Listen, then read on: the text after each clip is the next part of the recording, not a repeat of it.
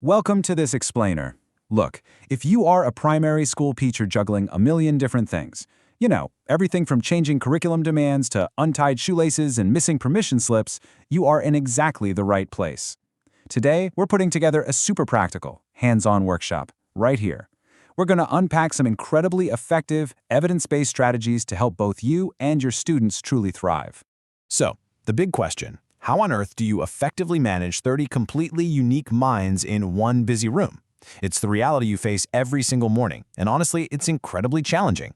There's just a natural, everyday friction in a distracted classroom. You've got diverse learners, wildly fluctuating energy levels, and completely different abilities to focus. Validating that everyday chaos is our very first step today, because once we actually acknowledge the difficulty, we can start deploying the right tools to support every single one of those unique minds. Okay, let's dive into this. Here's our roadmap for today's explainer. We'll start with understanding ADHD basics, move into spotting the signs, and then we'll hit the core of our toolkit: daily classroom management, breaking down complex tasks, and visuals and flexible seating. Finally, we'll wrap the whole shebang up with partnering with parents. Starting us off, Section 1, Understanding ADHD Basics. Let's just ground ourselves in the core definition. ADHD stands for Attention Deficit/Hyperactivity Disorder, and it is fundamentally a neurodevelopmental disorder. It literally makes it difficult for kids to pay attention, control their impulses, and regulate their activity levels. The absolute key takeaway here is that this is a neurological reality. It's not a choice the child is making to be difficult, right? It's simply how their brain is wired, which means it requires genuine, unwavering support from us as educators. Now, ADHD doesn't look exactly the same in every single kid. There are three main presentations you're going to encounter. First, the inattentive type. Imagine that quiet daydreamer staring out the window during your math lesson. Second, the hyperactive impulsive type. This is the kid who just physically cannot stay in their seat during silent reading or constantly blurts out answers. And third, the combined type, which, as you probably guessed, is a mix of both. Knowing these specific types helps you pinpoint exactly what kind of support that individual student actually needs. Let's tackle a really stubborn myth. You might have heard the idea that ADHD is just caused by bad parenting or a lack of discipline. We have to completely dismantle that idea right now. The fact is, it is a neurodevelopmental disorder. Shifting our mindset away from judgment and toward that neurological fact is a real game changer.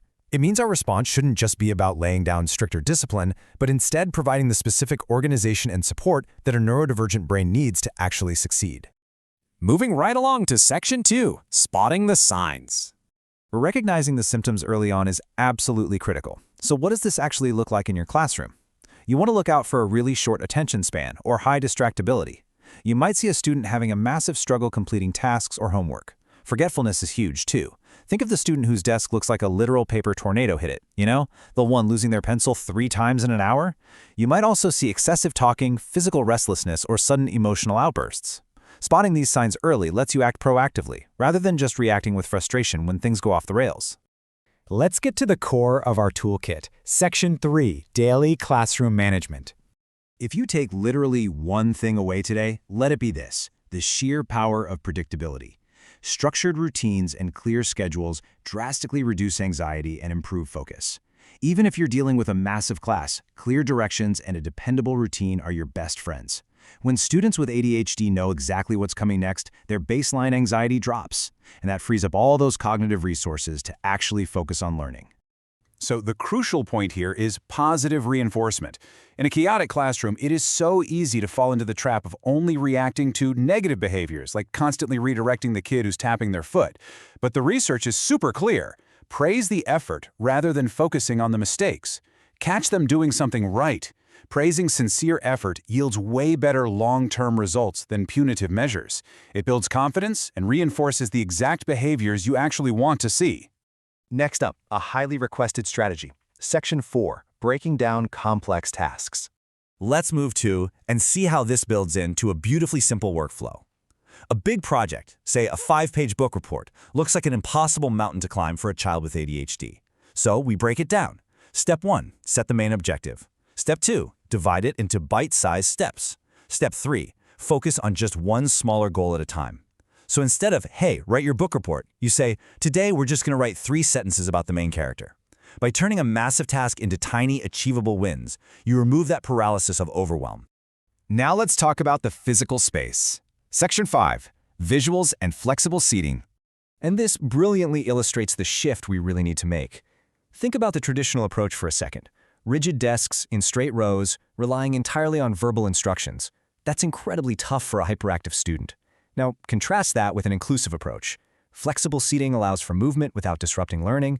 Sometimes a kid just needs a wobble stool or a standing desk to keep their focus, right? Combine that physical freedom with visual aids, color-coded charts, visual schedules, and you provide a constant, quiet anchor for a wandering mind. Finally, our last stop, Section 6, Partnering with Parents. We absolutely have to know what's happening on the other side of the school day. These are the strategies parents are using at home, and notice how closely they mirror our classroom techniques. Predictable daily routines, distraction-free homework spaces, using timers for those bite-sized tasks, encouraging physical activity to burn off energy, and positive communication. When you know these are the tools being used at home, you can use the exact same language in class to build a seamless bridge for that student.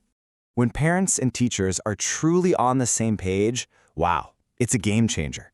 Kids with ADHD feel incredibly supported when their teachers and parents collaborate through open communication. Regular updates, shared goals, clear expectations, it gives the child a deep sense of stability. And that stability directly leads to more confident kids and significantly better long-term academic results. Our source material sums this up perfectly. An inclusive classroom approach benefits not only children with ADHD, but all learners. That's the real beauty of this entire toolkit. Breaking down tasks, offering visual schedules, flexible seating, positive reinforcement. Actually, scratch thinking of these as just special accommodations. They are universal tools. They create a better, less stressful environment for every single child in your room. So I want to leave you with this final provocative thought. Which of these inclusive strategies are you going to implement in your classroom tomorrow? Seriously, don't try to change everything at once and overwhelm yourself. Pick just one. Maybe it's adding a visual schedule or trying out one standing desk. Take that one step toward a more supportive environment and just watch the difference it makes for those 30 unique minds. Thanks for joining me in this explainer, and happy teaching.